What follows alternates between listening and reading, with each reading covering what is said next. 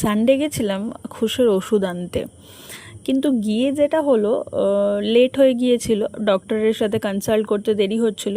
আর তার মধ্যেই বৌদির ফোন চলে এসেছিলো যে 6:30টার মধ্যে কাল না চলে এসো, আমরা মুভি দেখতে যাব, 6:45-এর টাইম মুভির, তো আমরা যাব।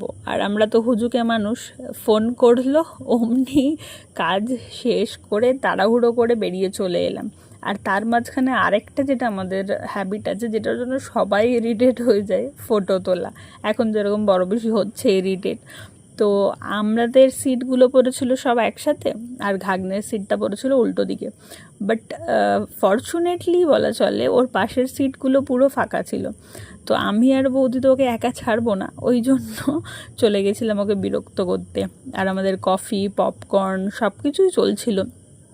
দেন বেরিয়ে আবার এক রাউন্ড ফটো সেশন, একটা সাইডে ফটো সেশন হয়ে গিয়েছিল করা, এবার আরেকটা সাইডের টাইম ছিল। তো বড় বেশি ইরিটেট হয়ে যাচ্ছিলো, বলছিল যে চ চ, বৃষ্টিও হচ্ছে। তো বৃষ্টিটা একটু কমে গেছিলো, তো আমরা শর্টকাট ধরে চলে এলাম স্টেশনে।